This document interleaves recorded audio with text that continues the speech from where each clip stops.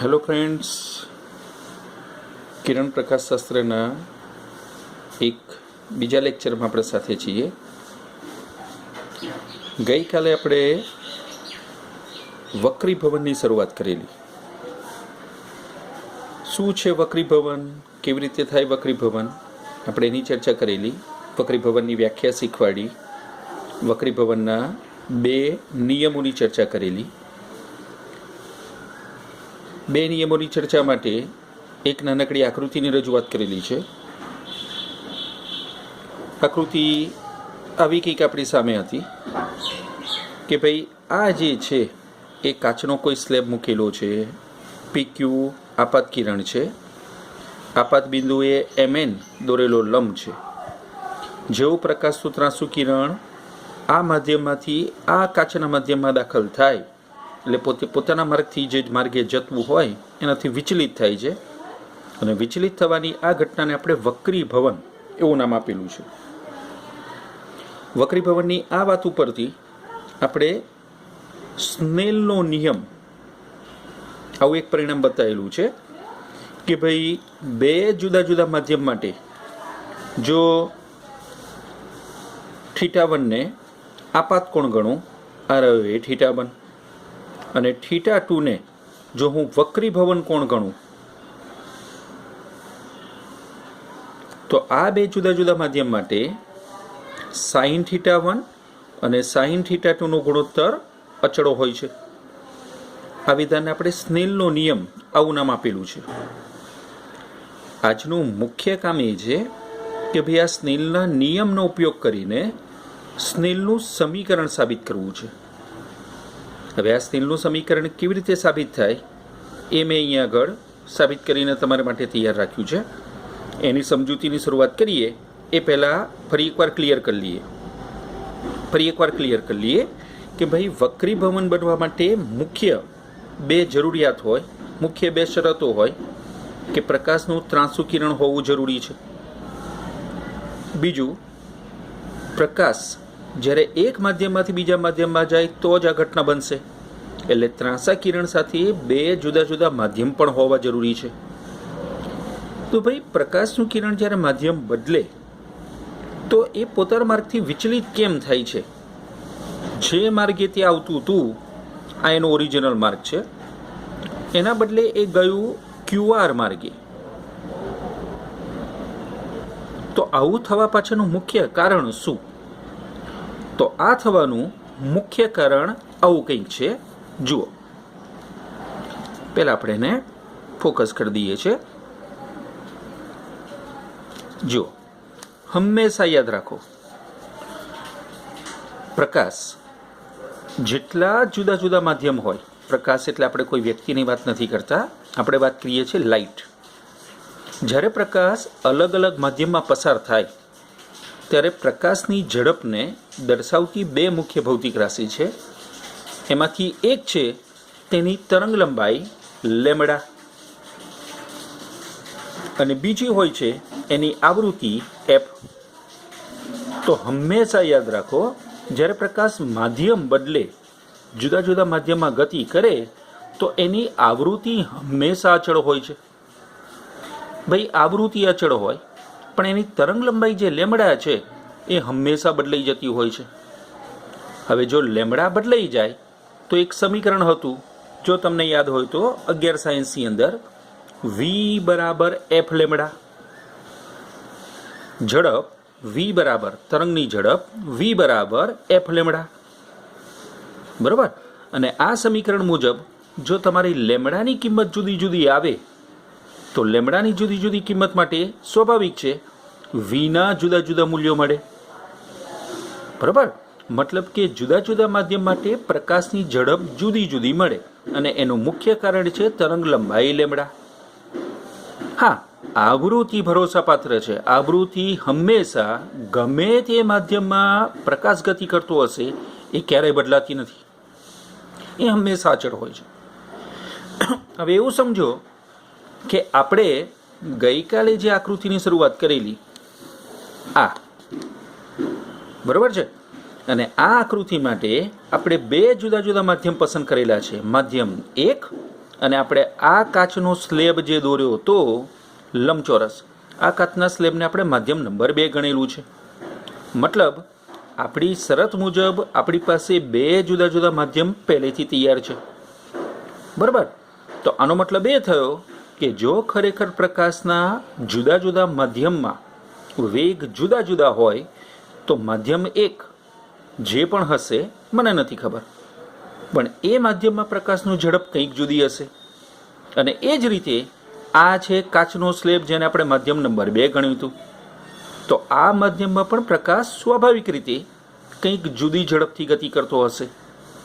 હવે હું એક કામ કરું છું, માધ્યમ 1 જેને આપણે કહીએ છીએ આ માધ્યમમાં પ્રકાશની ઝડપને v1 ધારી લઉં છું, અને આ માધ્યમ 2 કાચનો સ્લેબ જેને આપણે ગણતા હતા આ માધ્યમમાં પ્રકાશની ઝડપને v2 ધારી લો. કારણ આપણે હમણાં જ ચર્ચા કરી, ફરી એકવાર ક્લિયર કરી લઈએ કે ભાઈ જુદા જુદા માધ્યમમાં પ્રકાશની ઝડપ હંમેશા જુદી જુદી હોય છે. બરાબર. તો હું ધારી લઉં છું કે આપણે જે પણ 2 માધ્યમ પસંદ કરેલા છે એ 2 માધ્યમ માટે હું પ્રકાશની ઝડપોને અનુક્રમે v1 અને v2 ધારી લઉં. તો જેને આપણે ગઈકાલે સ્નેલનો નિયમ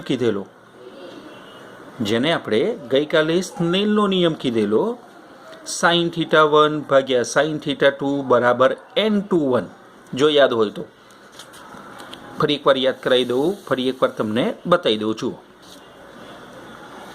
sin θ1 ભાગ્યા sin θ2 બરાબર અચળ, અને આ અચળને આપણે માધ્યમ 1ની સાપેક્ષે માધ્યમ 2નો વક્રી ભવનાંક n21, આવી વાત આપણે ગયા લેક્ચરમાં કરેલી છે. બરાબર. એનો મતલબ એ થયો કે જો હું આ સ્નેલના નિયમને હાલની પરિસ્થિતિ માટે 2 જુદા જુદા માધ્યમ માટે લખવા માંગુ તો એને કંઈક આ રીતે લખી શકું. જુઓ,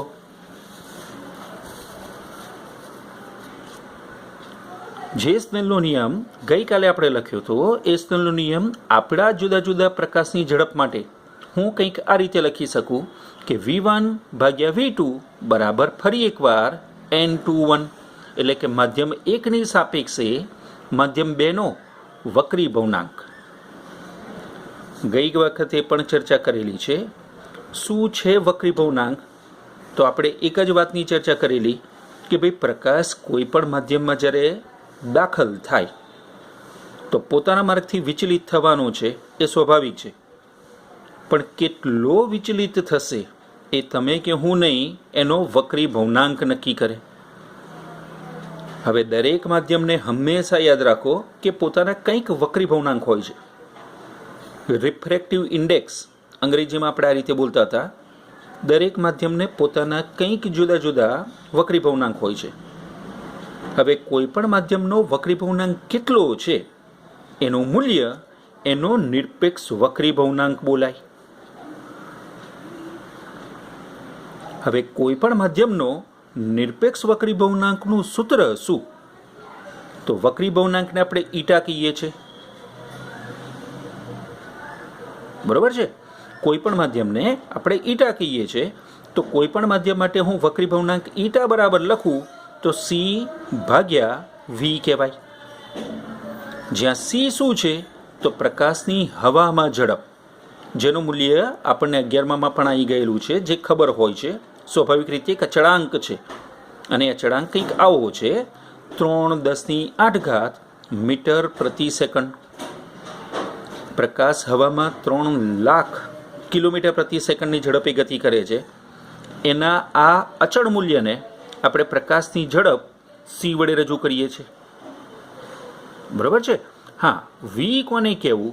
તો ભાઈ તમે જે માધ્યમની વાત કરવા માગતા હોય, સમજી લો કે આપણે હવાની વાત કરીએ છીએ, સમજી લો પ્રકાશનું કિરણ કોઈ પાણીમાં ગતિ કરે છે, પ્રકાશનું કિરણ હમણાં બતાવ્યું તે પ્રમાણે કોઈ કાચમાં ગતિ કરે છે. તો આવા જુદા જુદા માધ્યમ માટે પ્રકાશ જ્યારે જુદા જુદા માધ્યમમાં ગતિ કરતો હોય તો એનો ઝડપ, એનો વેગ સ્વાભાવિક છે, જુદો છે. તો હું c ને પ્રકાશની ઝડપ શૂન્યાવકાશમાં અથવા હવામાં ગણીશ અને v ને પસંદ કરેલા આપણા માધ્યમમાં ગણું.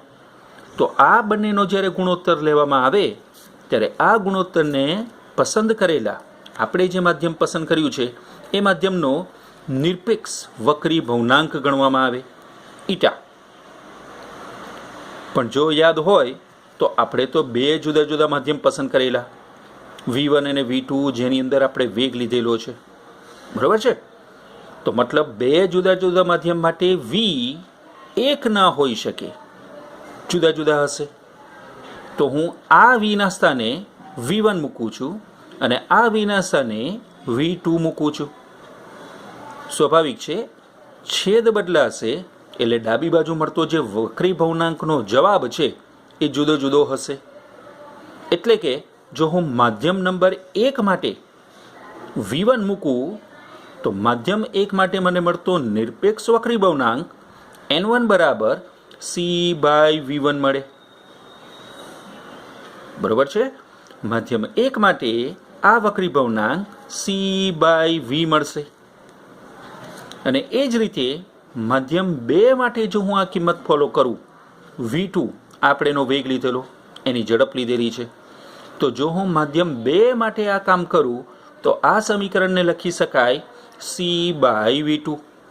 ફરી એકવાર છેદ બદલાય છે, જેને કારણે ફરી એક વખતે ડાબી બાજુનો જવાબ બદલાઈ જશે. આ ડાબી બાજુના જવાબને હું માધ્યમ 2નો નિરપેક્ષ વક્રી ભવનાંક કહી શકું. હવે આ બંને સમીકરણ જે આપણી સામે અત્યારે હાજર છે, આ બંને સમીકરણને મારે અહીંયા વાપરવા છે. જુઓ આ સ્થાને. હવે આ સમીકરણના આ સ્થાન પાસે V1 ભાગ્યા V2 છે. હવે V1 ભાગ્યા V2 મારે આ ગુણોત્તર સેટ કરવો હોય, જે સ્નેલનો નિયમ છે, તો હું કેવી રીતે કરી શકું? તો N21 વાળા આ સમીકરણને લખવાની રીત આવી કંઈક છે કે V1 ભાગ્યા V2 લાવવા માટે હું સમીકરણ નંબર 2 ને સમીકરણ નંબર 1 વડે ભાગીશ. ફરી એકવાર સમીકરણ નંબર 2 ને સમીકરણ નંબર 1 વડે ભાગીશ. જો હું આ સમીકરણને આના વડે ભાગું, બીજાને પહેલા વડે, તો આ સમીકરણને હવે લખવાની રીત કંઈક આ રીતે થશે. જુઓ કે ભાઈ N21 બરાબર V1 ભાગ્યા V2 જે મારે લાવવું હતું. તો V1 ભાગ્યા V2 લાવવા માટે હું C/V1 કરું અને ભાગ્યા C/V2 કરું. જો આનું સાદુરૂપ તમે વિચારો તો C અચળ પદ છે, એ કેન્સલ થઈ જાય. છેદનો છેદ અંશમાં જશે અને અંશનો છેદ છેદમાં આવશે, તો મને આ ગુણોત્તર હતો એમનો એમ મળી જશે. જોઈ લો. હવે આ ગુણોત્તર લાવવા માટે મેં આ કિંમતોને આ રીતે ગોઠવી છે, પણ તમને ખબર છે કે C/V1 ને તો તમે N1 નામ આપેલું છે અને C/V2 ને તમે N2 નામ આપેલું છે, બરાબર છે. એક નાનકડી મિસ્ટેક છે, હું અહીંયા આગળ 2 અને અહીંયા આગળ 1 કરી દઉં છું. જોઈ લો, બરાબર છે. મતલબ હવે જો હું લખું તો C/V2, V2 નીચે આવી જશે, V1 ઉપર જતો રહેશે, દેટ ઇઝ N2/N1. આની કિંમતને આપણે N2 કીધેલી છે અને C/V1 ની કિંમતને આપણે N1 કીધેલી છે. જો હું આ સમીકરણને પહેલા સાથે સરખાવું તો મતલબ થયો N21 બરાબર N2/N1, બરાબર છે. પણ તમને યાદ હોય તો N21 નું સમીકરણ આપણે સ્નેલના નિયમ પરથી કંઈક બીજી રીતે લખ્યું હતું. N21 બરાબર આપણે લખ્યું હતું sin θ1 ભાગ્યા sin θ2, બરાબર છે. તો હું sin θ1 ભાગ્યા sin θ2 સાથે N21 ની બીજી એક કિંમતને સરખાવું, દેટ ઇઝ N2/N1. તો મારી પાસે sin θ1 ભાગ્યા sin θ2 બરાબર N2/N1. હા, અને આ બંનેની સ્વાભાવિક જે કિંમત છે દેટ ઇઝ N21, જે આપણને પહેલેથી ખબર છે. હવે હું હાલ પૂરતા આ પરિણામને છુપાઈ દઉં ત્રણેય પરિણામ સમાન છે, પણ મને હાલ પૂરતા આ પરિણામની જરૂર નથી, તો હું આ કિંમતને હાલ પૂરતી દબાવી દઉં, તો મારી પાસે જે ગુણોત્તર વધ્યો છે એ આવો કંઈક છે. જુઓ, that is sin θ1 sin θ2 n2/n1. હા, આની જરૂર નથી આપણી પાસે, તો હું હવે ચોકડી ગુણાકાર કરું.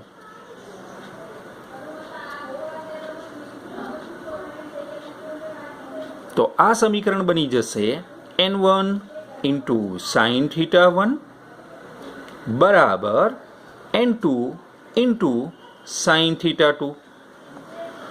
બહુ જ કામનું, બહુ જ જરૂરી એવું આઈએમપી સમીકરણ છે. આ આઈએમપી સમીકરણને સ્નેલનું સમીકરણ કહેવામાં આવે છે. જેમ ગયા લેક્ચરમાં આપણે સ્નેલનો નિયમ, બહુ જ આઈએમપી છે, બહુ જ આઈએમપી પરિણામ છે, એ સાથે શરૂઆત કરેલી, એ પ્રમાણે આને સ્નેલનું સમીકરણ કહેવાય. હવે જેને આપણે સ્નેલનું સમીકરણ કીધું છે, આ સમીકરણમાં આવતા દરેક પદની ઓળખાણ કરી દઈએ છીએ. હવે આ ઓળખાણમાં શું છે, તો શરૂઆત કરીએ છીએ n1 થી. n1 કોણ હતો, તો યાદ કરો, એને આપણે માધ્યમ 1નો નિરપેક્ષ વક્રી ભવનાંક ગણ્યો હતો. બરાબર છે? n1 ને માધ્યમ 1નો નિરપેક્ષ વક્રી ભવનાંક ધાર્યો હતો. આ સ્ટેપ અહીંયાથી મળતું હતું.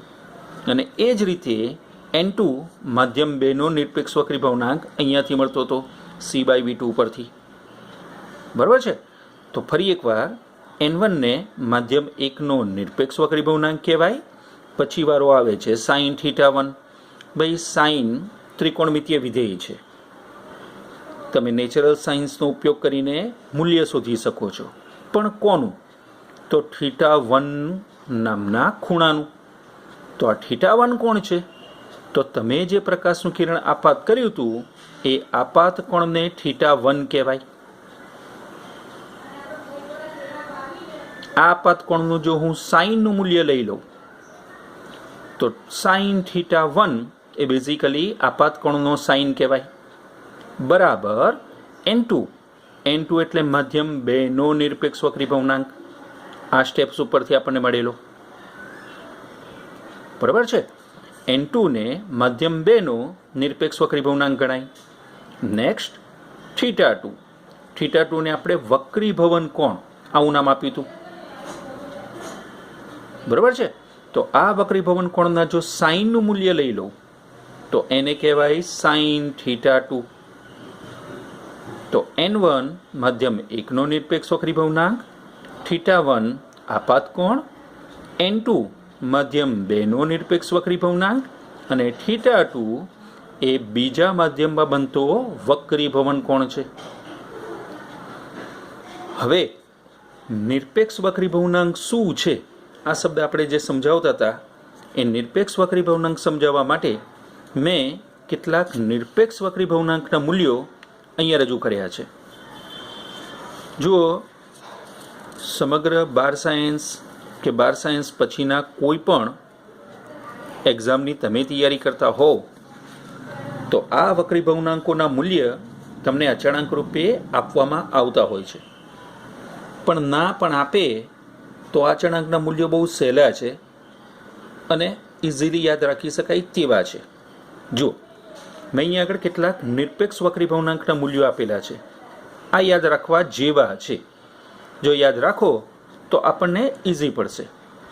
હવે કયા કયા મૂલ્યો અને કયા માધ્યમ તરીકે મેં લીધેલા છે, તો જુઓ, સૌથી પહેલું પસંદ કર્યું છે હવા. હા, હવા અથવા શૂન્યાવકાશ, આ બંનેમાં પ્રકાશની ઝડપ સમાન હોય છે.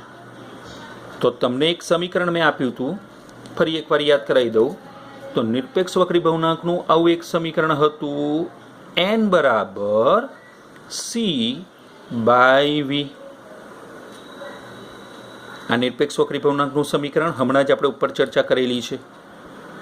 બરાબર છે? જો હું પ્રકાશની શૂન્યાવકાશમાં ઝડપ મૂકું તો c/c. તો સીધી વસ્તુ છે, ગુણોત્તર કેન્સલ થઈ જશે.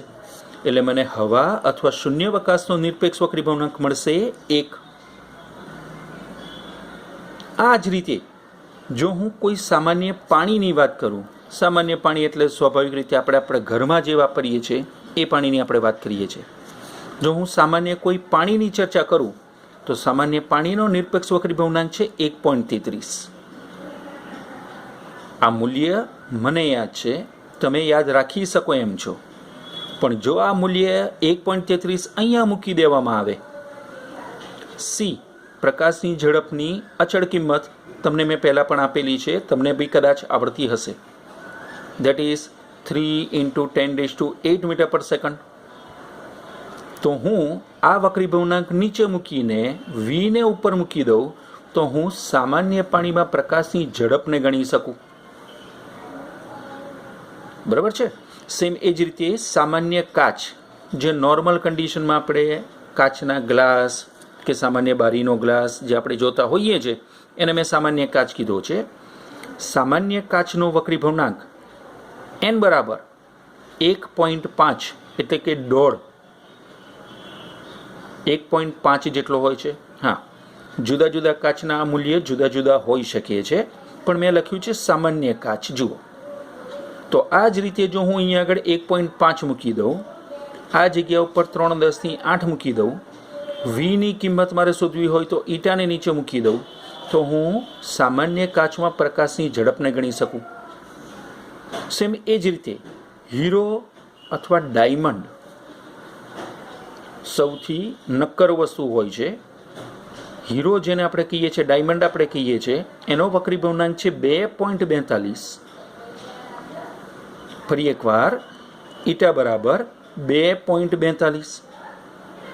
આનો મતલબ એ થયો કે જો હું આ ચારેય મૂલ્યોની કમ્પેરિઝન કરું તો સૌથી ઓછું મૂલ્ય હવા કે શૂન્યાવકાશ માટે છે, એનાથી વધુ પાણી માટે, એનાથી વધુ કાચ માટે અને એનાથી પણ વધુ છે હીરા માટે. આ એ દર્શાવે છે કે પ્રકાશનું કિરણ જ્યારે હવામાં ગતિ કરે તો વક્રીભવન ઓછું થશે અથવા ના થાય. એના બદલે જ્યારે હું પાણીમાં પ્રકાશના કિરણને ગતિ કરતું વિચારું તો એનો વક્રીભવનાંક હવા કરતાં વધુ થશે. એ જ રીતે જો હું સામાન્ય કાચમાં પ્રકાશની ગતિને વિચારું તો વક્રીભવનાંક આના કરતાં વધી ગયો. જુઓ, તેનો મતલબ એ થયો કે પાણી કરતાં જ્યારે પ્રકાશ કાચમાં ગતિ કરતો હોય ત્યારે એનું વક્રીભવન પાણી કરતાં વધુ થશે. જે મેં મારી આકૃતિમાં દોરીને કાચના સ્લેબ માટે આખી થિયરીને સમજાવી. હીરામાં સૌથી વધુ વક્રીભવન થવાના ચાન્સીસ છે. જુઓ, કેમ કે સૌથી વધુ વક્રીભવનાંક હીરાનો છે. આનો મતલબ એ થયો કે પ્રકાશ જ્યારે હીરા ડાયમંડમાં ગતિ કરતો હોય ત્યારે વક્રીભવન સૌથી વધુ મળશે. કદાચ આ જ એક કારણ હોઈ શકે કે જ્યારે તમે સામાન્ય કાચની રિયલ ડાયમંડ સાથે સરખામણી કરો તો એનું વક્રીભવન સામાન્ય કરતાં વધુ જોવા મળતું હોય છે. એટલે કે સામાન્ય કાચ કરતાં હીરો વધુ ચમકદાર હોય છે. બરાબર છે. તો આપણે આજનો જે મુખ્ય સમીકરણ તારવવાનું હતું એ હતું સ્નેલનું સમીકરણ.